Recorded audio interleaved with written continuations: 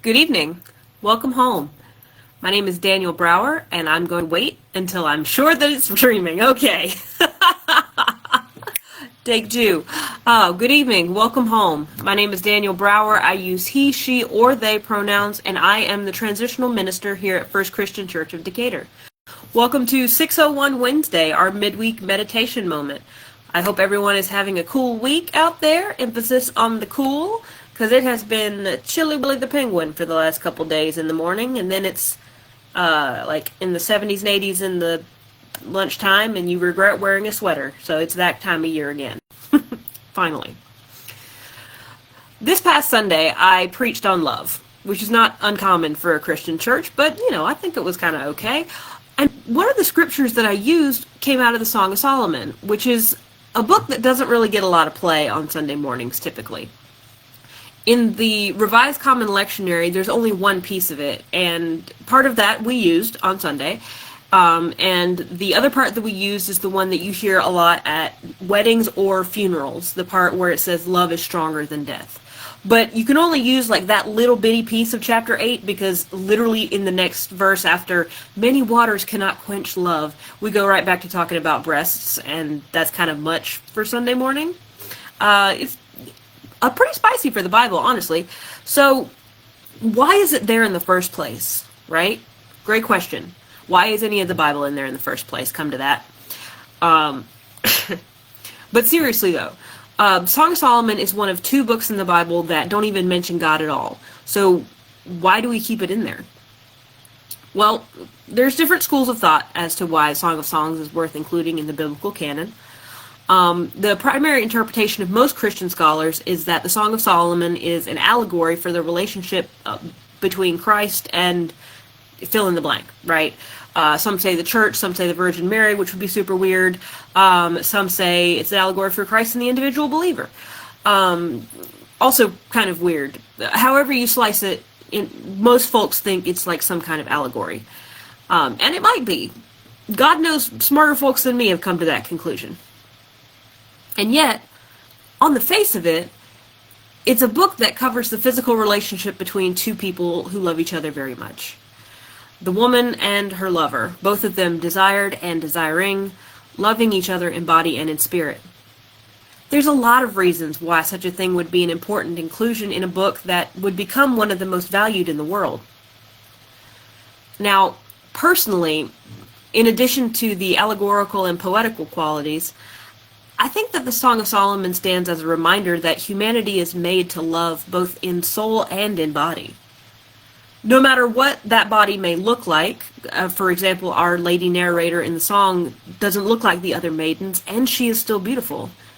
And no matter what the state of the soul, for example, both narrators are in turns in torment and in ecstasy, and no matter what situation that they are in, they still love and we're still made to love.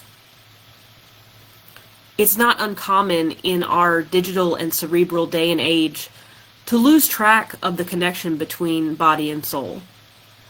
Embodied knowledge, embodied wisdom, even embodied theology is really alien to many of us and uncomfortable to most of us. We host in our building a group called Deep Play, right? And what the deep players do, I know some of them are in the chat right now, they really explore that body-spirit connection and try to meld those two things. And for some people, that really, really works and it really connects deeply. And some people, it freaks them out because it's not something that we're used to. For many years, Christian theology taught that this body is the worst part of us and that it's better to completely ignore it and fix our mind on things above. And that's just not entirely the case. Like, it's not true that we should focus on, higher, better, heavenly things. And also, every part of us was made for a reason. Yes, our souls, our spirits, our emotions, our thoughts, but also our bodies, our physical forms. All of it contributes to who we are as whole people and as God's children. And when we are able to bring our whole selves to God, new possibilities begin to open up that may have never seemed possible before. that reveal a big love that is for all people, no matter what the state of the body or the soul. And that's what is so exciting about what we're doing here at First Christian Church of Decatur right now.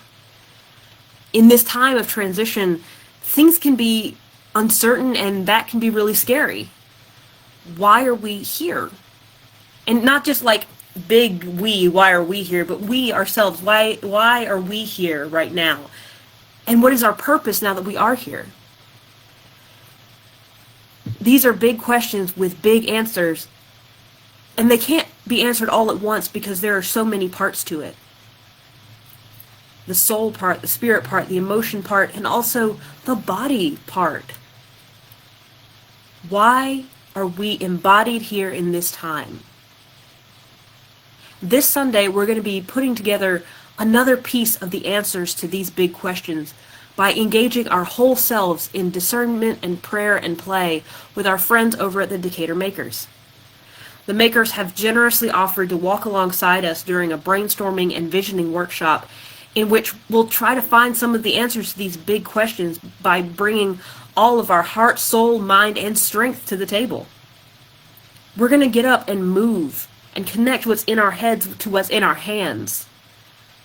And hopefully, it's my prayer, that opens up new avenues for us and new thoughts and new creative ideas on what is possible if we bring everything that we are to the table. I have a lot of hopes, but one thing I know for sure about this session is that it's going to be a lot of fun. And I hope that you can be there to participate along with us, because I think we all need a lot more fun than we're getting these days. As the Song of Solomon says, "Come away, beloved ones, the rains are over and the time for new growth is here." We have been enduring so much grief and so much fear. Let's see what can grow after the storm. So come away with us down the street after worship this Sunday, and let's find out together what God has in store for our beloved community. Before that, though, I encourage you to join us for Sunday morning worship. At 10:25, we're back in the sanctuary worshiping and praising God, as is our habit. The chancel choir is singing. Adam Cole's playing the piano. It's going to be a big time, and then we take a quick break for lunch, and then we're going to brainstorm. It's going to be an action-packed day full of fun and fellowship, and I cannot wait to dive into it alongside you. Until then, take these truths with you as you go.